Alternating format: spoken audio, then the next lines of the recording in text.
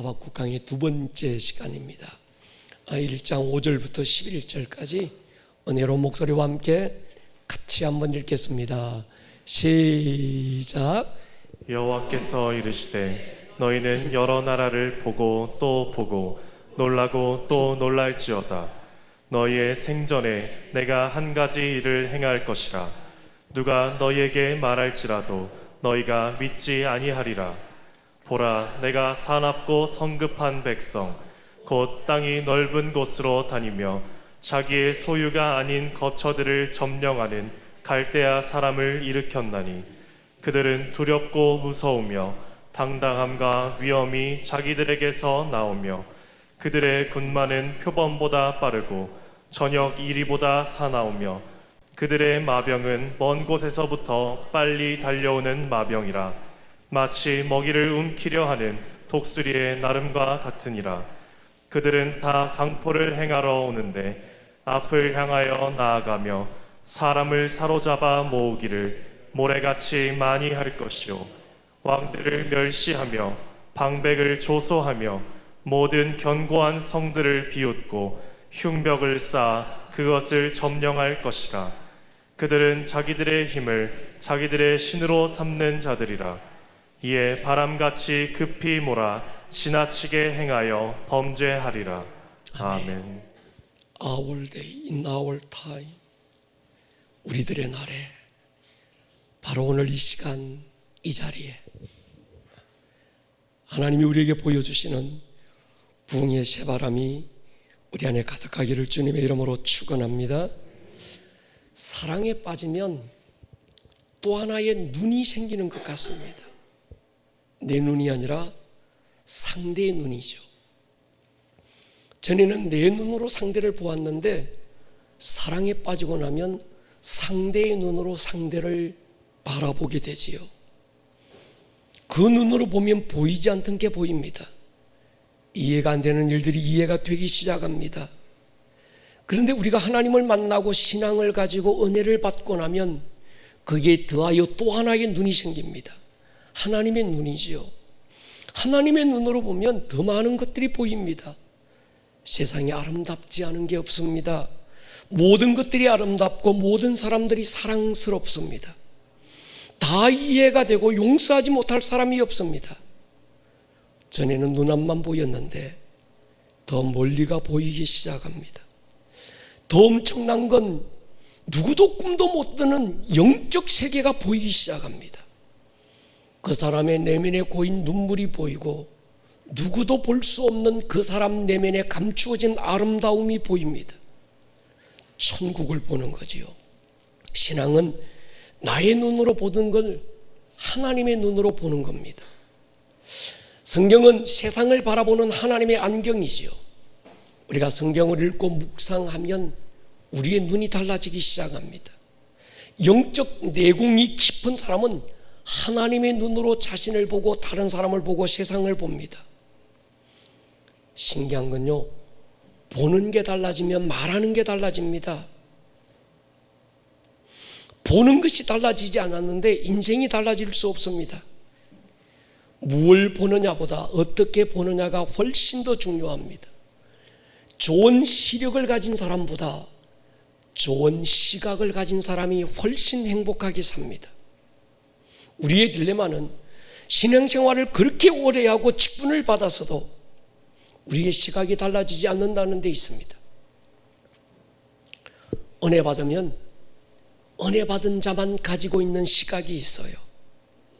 여러분, 우리가 은혜 받았다고 상황이 달라지는 건 아니잖아요. 모든 건 그대로인데 그 모든 걸 바라보는 내 시각이 달라지는 겁니다. 하나님의 시각으로 세상을 보는 거지요. 우리가 왜 용서가 안 될까? 우리가 왜 여전히 예수를 믿고도 불평하고 원망하고 우리가 예수를 믿고 있는데도 끝없이 미워하고 판단하고 정죄하는 이유가 뭘까? 여전히 내 시각으로 보는 거예요. 제가 얼마 전에 노안 교중 수술을 하고 30년 만에 안경을 벗었습니다. 오랜 시간 착용하던 안경을 벗고 나니까 왠지 허전해서 요즘은 보안경만 착용하고 있습니다. 시력을 교정하고 난 후에 가장 신기한 건 아침에 눈을 떴는데 벽에 걸린 시계에 초침이 보이는 거예요. 그 기적은 엄청난 거더라고요. 안경을 끼는 분들만 느끼는 요즘의 이 답답함은 마스크를 끼고 안경을 끼면 입에서 올라오는 이 습기가 우리 안경을 또 뿌옇게 또 가리는 게 참 힘듭니다. 새벽에 일어나면 제일 먼저 더듬거리며 안경을 찾던 습관이 사라졌습니다. 근데 최근에 안 좋은 게 하나가 생겼습니다. 전에 안 보이던 방바닥에 떨어진 머리카락이 보이기 시작하는 거예요. 제 마음에 평화가 깨지고 말았습니다. 저희 가족들의 특징이 있습니다. 머리숱이 왜 그렇게 많은지, 또 머리카락은 왜 그렇게 또 굵은지. 그래서 미용실 가면 쿵 원장님이 저희 가족 가면 굉장히 힘들어 하십니다. 무슨 수세미 같다는 거예요, 머리카락이. 방바닥에 떨어진 머리카락들을 보면서 마음이 불편하기 시작했습니다. 좀 치우지, 이런 마음이라. 근데 그때 하나님께서 제 마음에 주님의 음성이 들려져서요, 이 목사, 방바닥에 떨어진 머리카락 때문에 마음이 불편하니 있잖아, 다른 사람 눈에 안 보이는데 네 눈에 보이는 건 그게 네 사명이야. 그때부터 저는 제 사명에 충실하기 위해서 말없이 핸드 진공 청소기를 손에 들기 시작했습니다. 떨어질 머리카락이 있다는 것도 어떤 분들에게는 행복일 것만 같았습니다. 제가 존경하는 미국의 팀 켈러 목사님이 지난 6월에 췌장암 선고를 받고 SNS에 올린 글이 있었습니다. 고통스러운 췌장암과 투병하면서 이전에 내가 하나님을 가까이 했지만 지금은 훨씬 하나님을 더 가까이 하게 만들었고 자기의 모든 시선이 하나님의 얼굴 하나만 집중하게 했다는 거예요. 그분이 오래전에 썼던 책이 있습니다. 고통을 말하다, 고통에 답하다, 이런 책입니다. 그 책에서 이분은 이런 글을 썼습니다. 고통은 우리를 둘로 나눈다. 하나님과 멀어지게 하든지 아니면 하나님을 더욱 가까이 하게 하든지. 다 같은 고통인데 어떤 사람은 그 고난 때문에 하나님과 멀어지지만 어떤 사람은 그 고난 때문에 하나님을 더 가까이 합니다. 어떤 사람은 고난이 그 마음에 강팍함을 일으키지만 어떤 사람은 그 고난으로 더욱 순수하게 됩니다. 어떤 사람은 고난 때문에 세상을 원망하고 비관하지만 어떤 사람은 자신을 돌아보고 잃어버린 자신을 하나님 앞에 다시 되찾습니다. 정말 둘로 나누어지는 때가 지금입니다. 예수님이 세상에 처음 오셨을 때는 믿는 자와 믿지 않는 자를 나누었습니다. 천국과 지옥을 나누었어요. 그분이 다시 오실 지금은 진짜와 가짜를 나눕니다. 알곡과 쭉정이가 나누어지는 때입니다. 알곡은 모아 곡간에 들이지만 쭉정이는 끄지지 않는 불에 태우는 시대가 지금입니다. 고난과 환난의 바람에 더욱 은혜 안으로 들어오는 알곡이 되든지 아니면 쭉정이가 되어서 까부는 바람에 흩날려 날아가든지, 이 두 개가 나누어지는 때가 지금입니다. 다윗의 아름다움이 이거 같아요. 다윗은요, 힘들고 어려울수록 하나님의 품을 파고들어요. 고난이 올수록 더욱 하나님을 가까이 합니다. 자기의 실수로 나단 선지자의 지적을 받았을 때 누구 탓하지 않고 구차하게 변명하지 않습니다. 시편 51편에 보면 무릉나는 내 죄가를 아오니 내 죄가 항상 내 앞에 있나이다.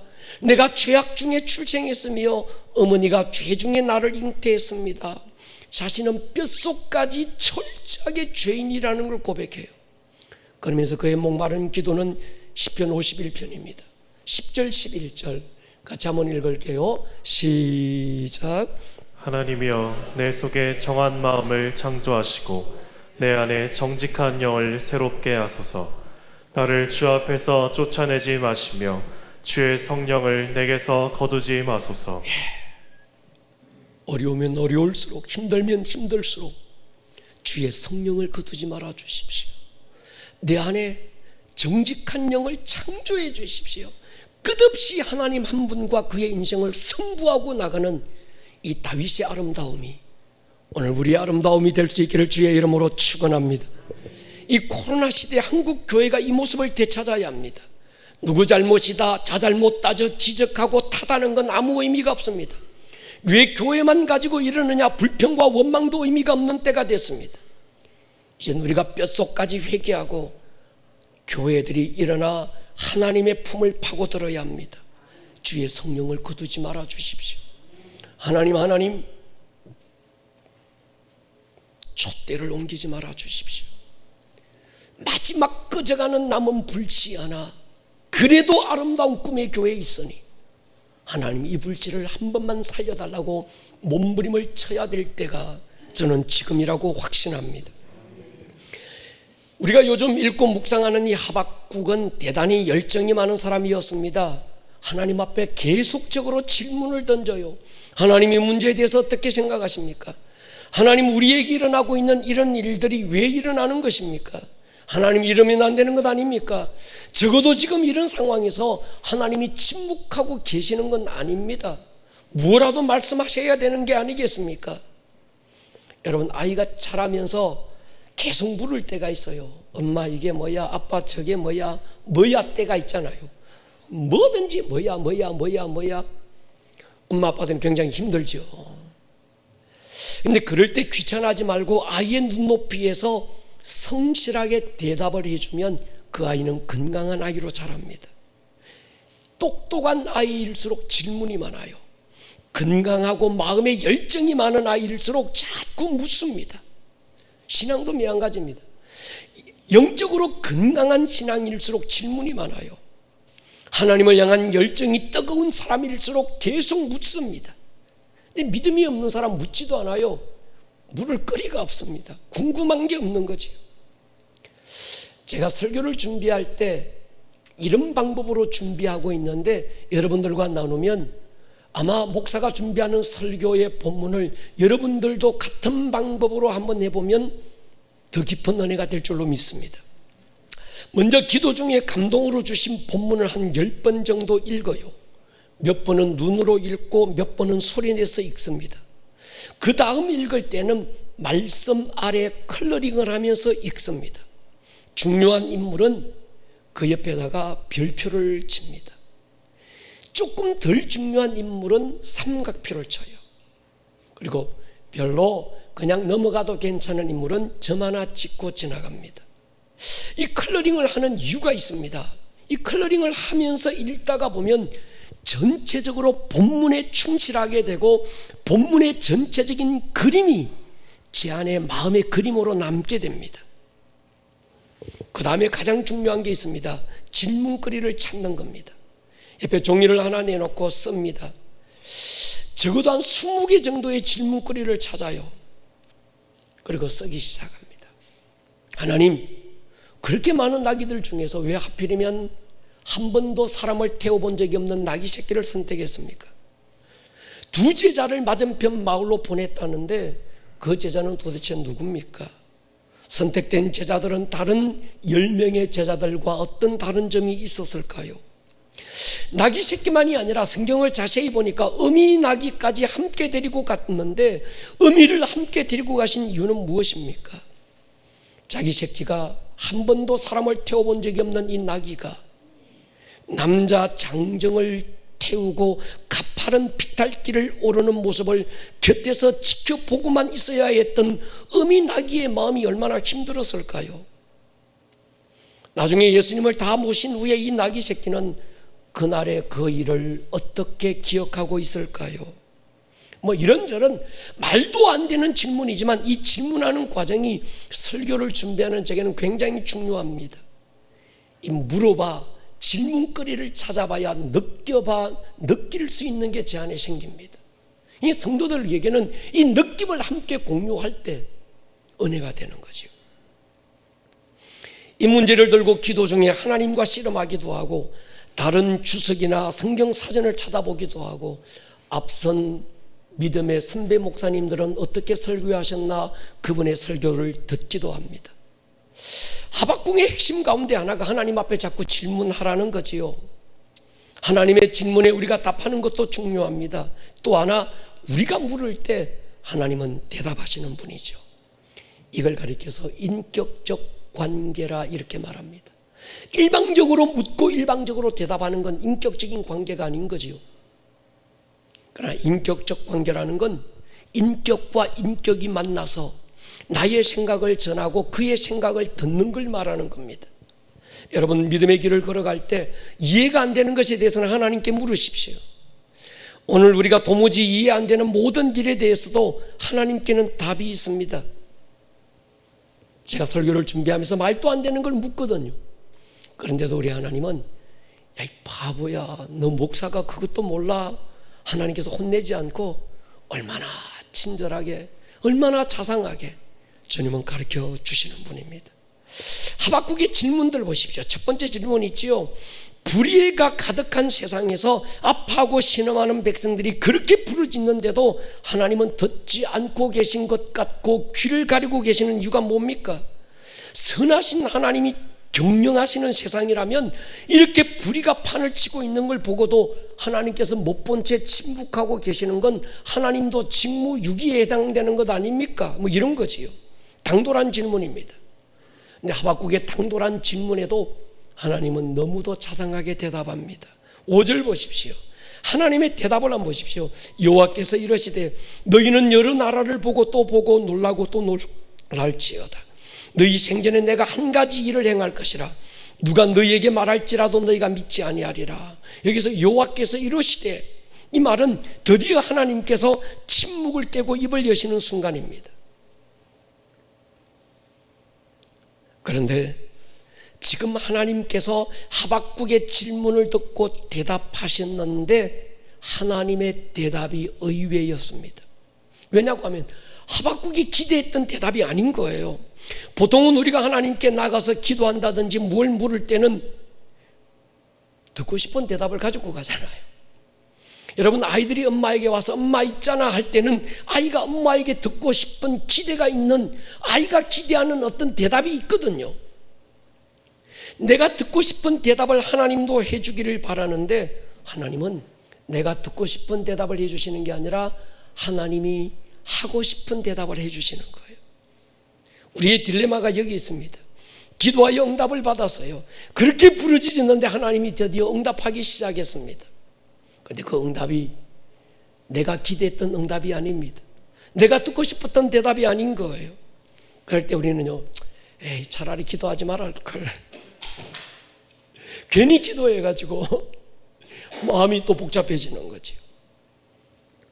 하나님께 돈을 달라고 기도했는데 하나님은 더 많은 돈을 주시기보다는 뭐라고 합니까? 네게 있는 것 가난한 자들에게 나누어 주라고 하실 때가 있는 거예요. 이럴 때 우리 당황하지요. 건강을 달라고 3번씩이나 하나님께 간절하게 기도했는데 내 은혜가 네게 족하다 응답하십니다. 바울의 이야기죠. 그 땅, 축복의 땅에 들어가게 해달라고 그렇게 예언하는 모세에게 하나님은 너의 사명은 여기까지라고 하나님께서 선을 그으십니다. 내 평생에 하나님의 성전 건축하는 게 소원인데 하나님 성전을 건축하게 해달라고 기도했는데 하나님은 네 손에 피가 너무 많기 때문에 네 아들을 통해서 이루겠다 말씀하십니다. 다윗의 이야기죠.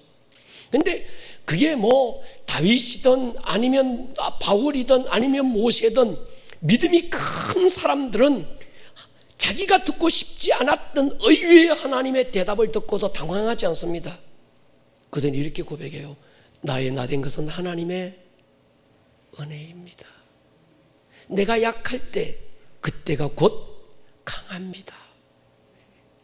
여러분, 바른 신앙은요, 내 뜻을 고집부리고 관철시키는 데 있는 게 아니라 하나님의 뜻에 굴복할 줄 아는 것입니다. 정말 바른 신앙은 하나님의 뜻을 이해하는 데 있는 것이 아니라 알고 순종하는 데 있는 겁니다. 기도도요, 내가 기도한 대로 응답해 주기를 원하는 게 아니라 하나님이 응답하고 싶은 대로 응답해 주기를 원하는 거예요.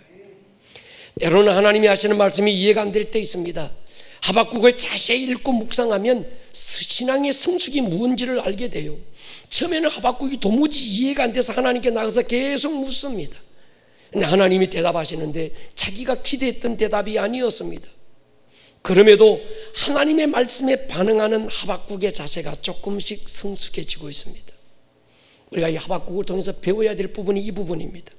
깊은 기도는 하나님을 움직이는 게 아니라 나를 움직여요.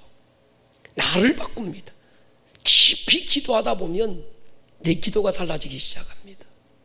처음엔 이거 달라고 생떼 부렸는데 기도가 깊어질수록 내가 요구하고 바라는 걸 달라는 게 아니라 주님이 주고 싶은 걸 달라는 거예요. 우리 예수님 기도도 그러잖아요. 이 잔을 내게서 할 수만 있으면 옮겨주십시오. 그러나 더 깊어지니까 뭐라고 그럽니까? 내 뜻대로 마시고 아버지의 뜻이 이루어지기를 원합니다. 성숙해 가는 거죠. 사람들은 그래요. 목사님, 그러면 어차피 하나님 뜻대로 하실 거면 기도하라는 거예요? 아니면 기도하지 말라는 거예요? 기도하라고 하시는 겁니다. 기도하는 자만 이 사실을 알게 됩니다. 하나님의 생각이 내 생각보다 높고 하나님의 길이 내 길보다 훨씬 높다는 걸 누구만 알게 될까? 하나님께 부르짖고 처절할 정도로 몸부림치는 그 사람만 경험할 수 있는 겁니다. 제가 늘 드리는 말씀이 있습니다. 길이 막히거든 두드리십시오. 가다가 닫힌 문이 있거든 두드리십시오. 닫힌 문은 두드리라고 있는 겁니다. 그러나 내가 두드린 문만 바라보고 있지 마십시오. 대개 더 많은 경우에 하나님은 내가 두드린 문이 아니라 다른 문을 열어두고 계세요. 그런데 두드린 자에게만 다른 문을 열어주시는 거예요. 하박국 질문으로 돌아가 보십시다. 하나님, 지금 제가 너무 답답합니다. 세상은 마치 하나님이 없는 것처럼 불의와 강포가 판을 치고 있고 힘없는 하나님의 백성들은 속절없이 당하고만 있습니다. 이런 상황에서 하나님 도대체 뭐하고 계십니까? 어떤 사람이 목사를 찾아와서 물었습니다. 목사님, 어떻게 하면 간절하게 기도할 수 있을까요? 제가 대답했습니다. 간절하게 살면 간절하게 기도할 수 있습니다. 여러분, 절박한 기도는 아무나 할 수 있는 게 아닙니다. 절박한 마음으로 하루하루를 살아내는 사람만 절박한 기도를 드릴 수 있습니다. 나라를 사랑하는 것만큼만 나라 위해서 기도할 수 있습니다. 교회를 사랑하는 것만큼 눈물의 기도가 나오는 겁니다. 내 가정을 지키겠다는 절박한 마음이 있는 사람만 가족의 이름을 불러가며 절박한 마음으로 하나님께 부르짖게 됩니다. 주어진 오늘을 최선을 다해서 살아내지 못하는 사람은 하나님 앞에 부르짖을 힘도 없는 거예요. 하박국의 기도가 좀 복잡하고 어렵게 표현되어 있지만 한마디로는 하나님, 이 나라 이 민족 좀 불쌍하게 여겨주십시오. 가진 자들의 권력과 강포 앞에서 하나님의 백성들이 속절없이 당하고 있습니다. 이 나라 이 백성들 너무 불쌍합니다. 지금 이 백성들 초라하게 당하고만 있는 것, 그것도 속이 상하지만 침묵하고 있는 하나님 앞에 내가 더 답답합니다. 지금 이거지요.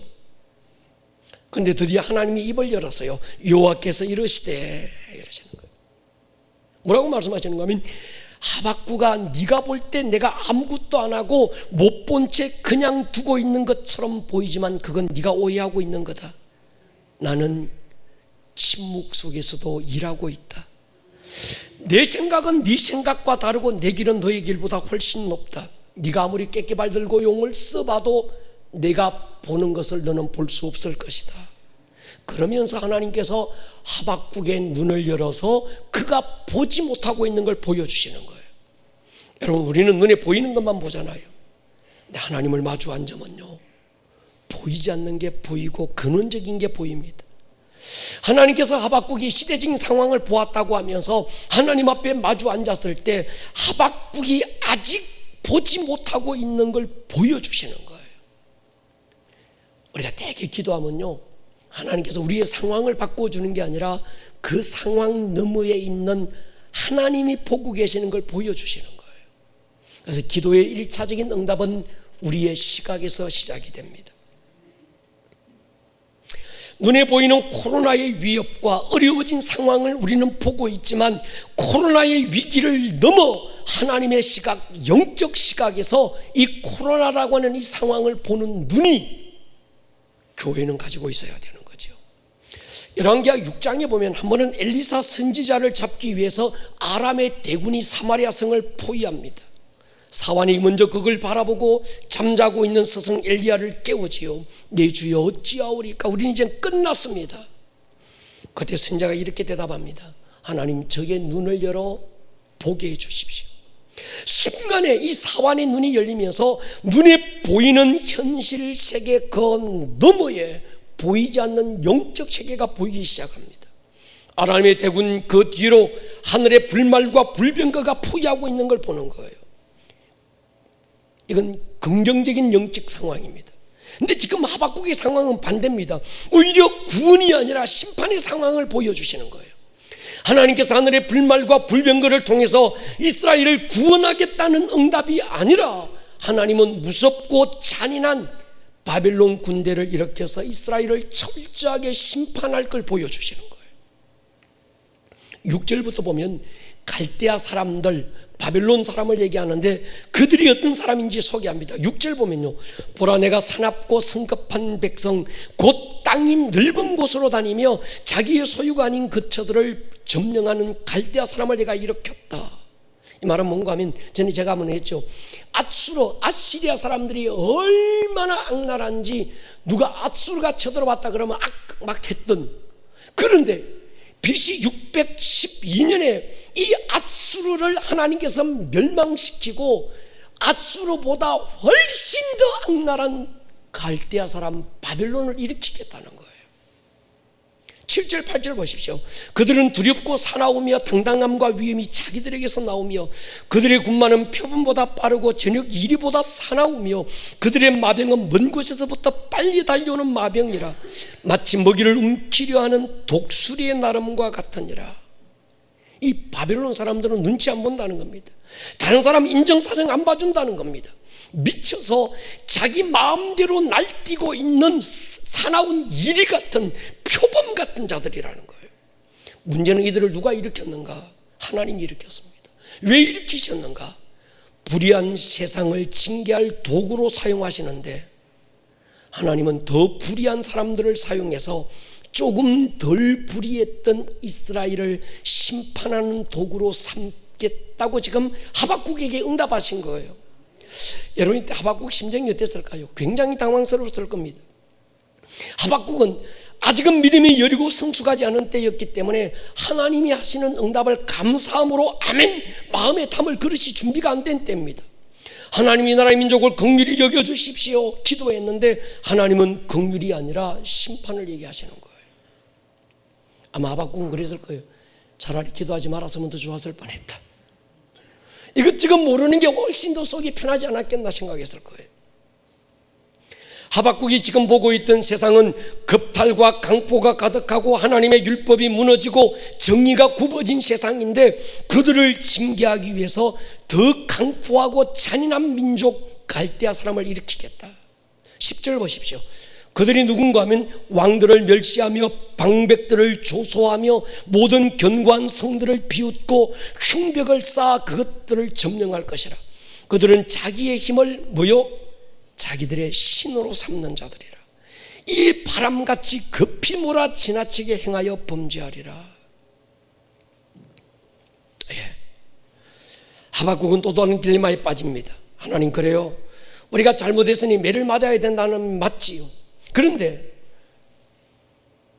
우리보다 훨씬 더 나쁘고 악랄한, 매를 우리는 한 대 맞아야 되면 저들은 10대 맞아야 되는 갈대아 사람들을 통해서 하나님의 백성들을 때리는 건 이해가 안 됩니다.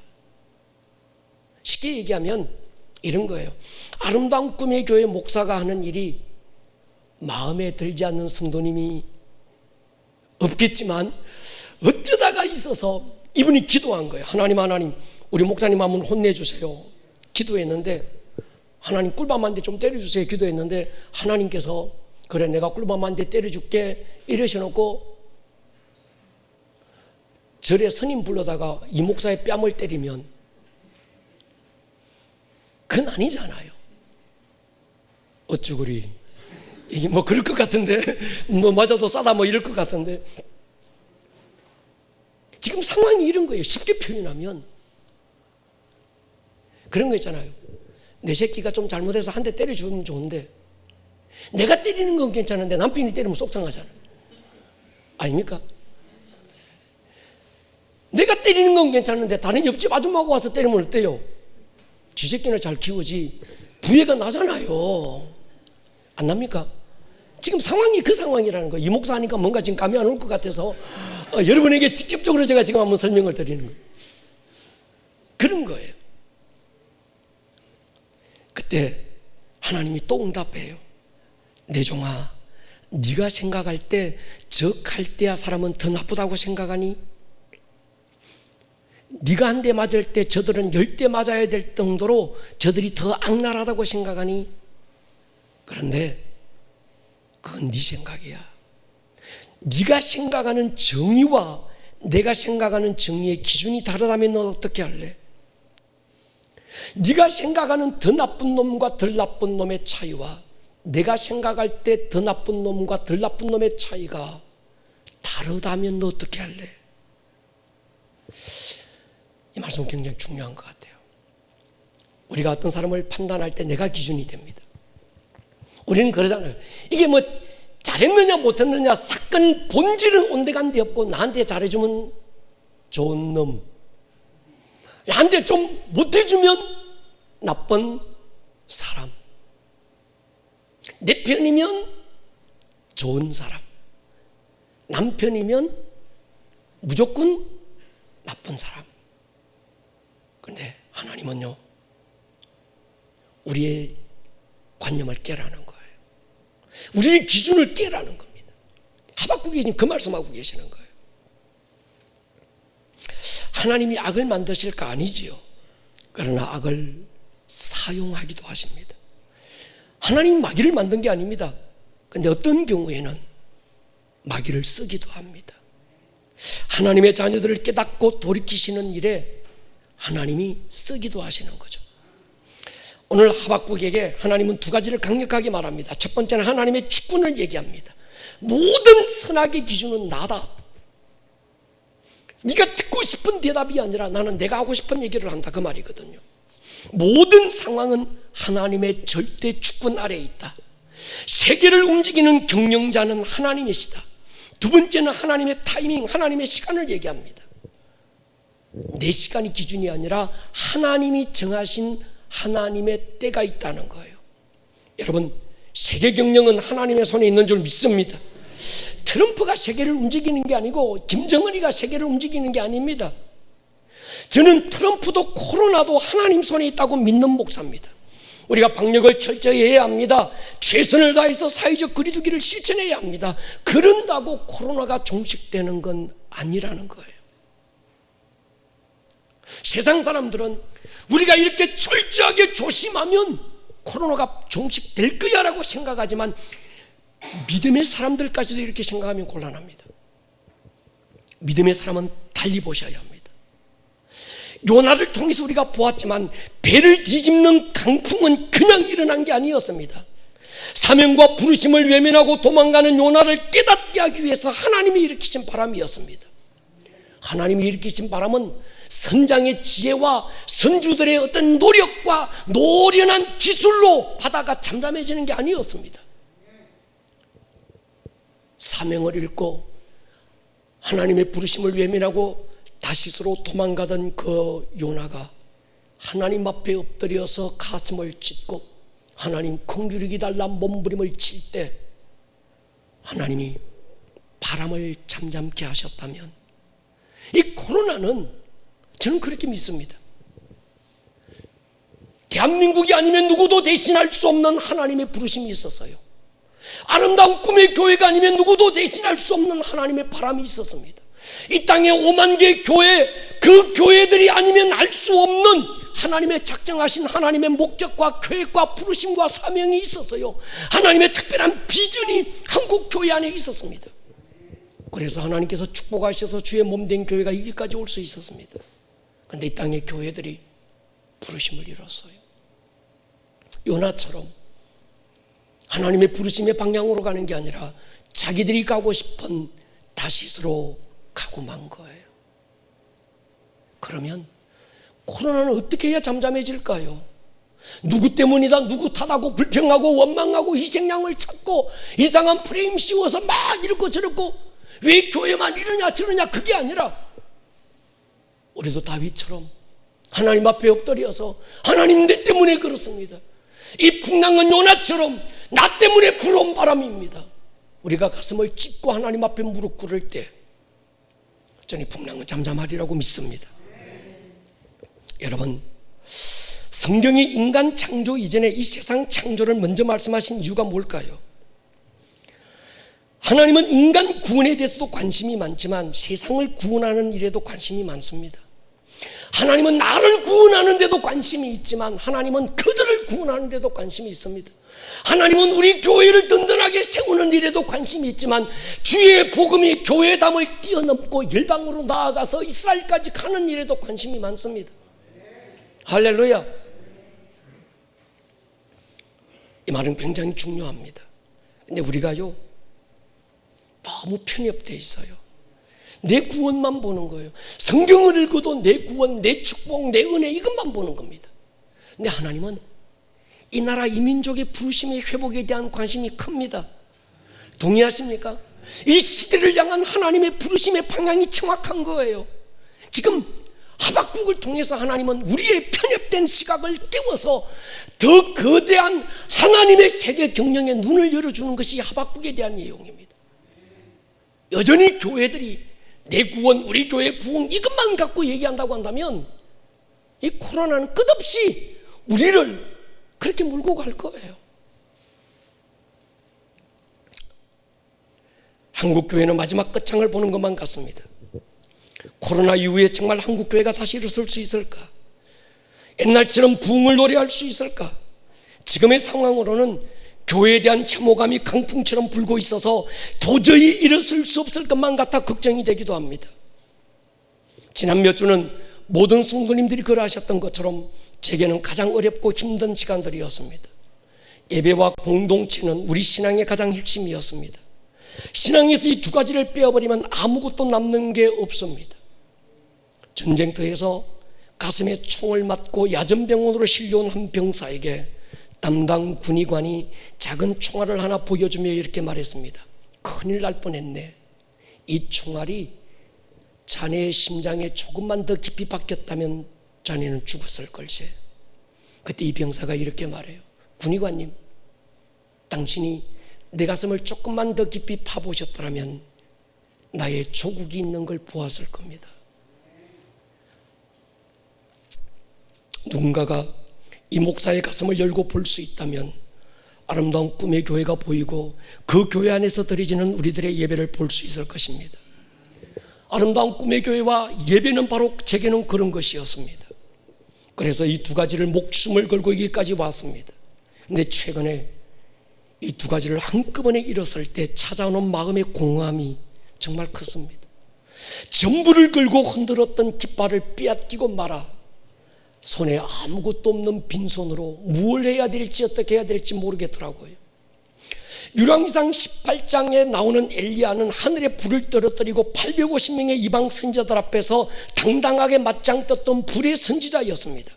그런데 한 장 넘어가면 열왕기상 19장에서 초람 폐잔병처럼 쓰러져서 하나님 나만 남았습니다 죽기를 구하는 로뎀 나무 아래 엘리야의 모습이 꼭 제 꼬라지 같더만요.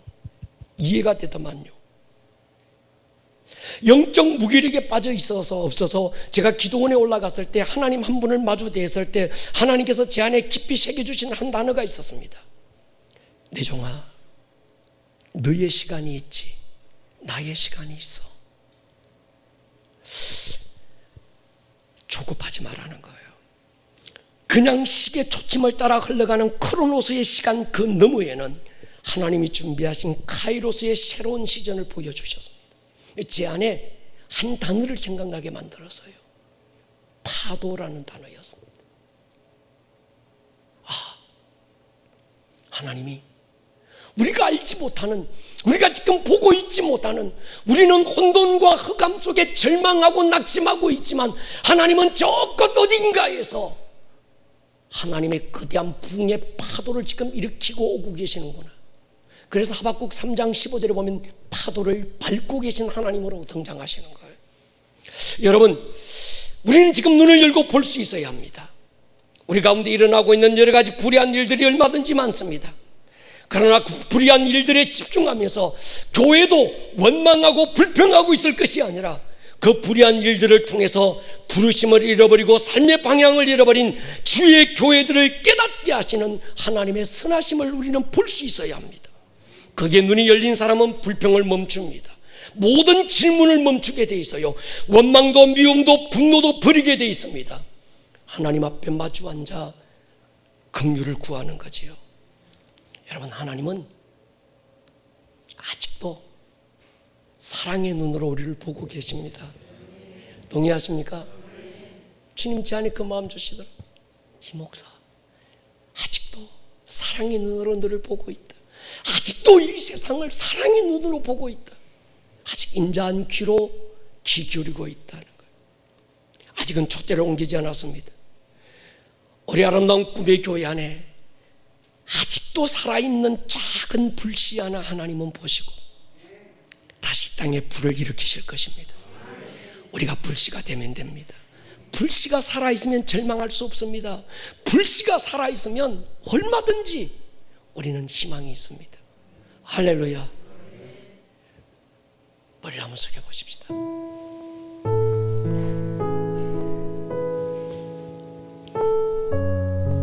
하나님 사랑의 눈으로 나를 바라보고 계시고 주님의 시선을 느껴보세요. 딸아, 내가 너를 사랑의 눈으로 보고 있어. 아들아, 너희의 기도에 내가 응답하기 위해 인자한 귀를 열고 네 기도에 귀를 기울이고 있다.